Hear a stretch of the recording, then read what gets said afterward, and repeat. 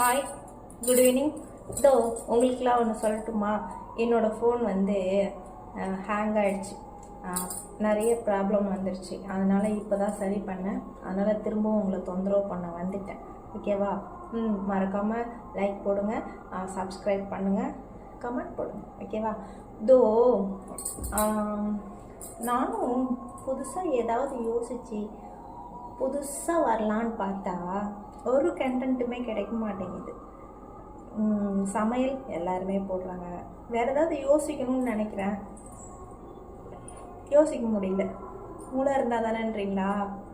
பரவாயில்ல, அதான் இல்லைல்ல.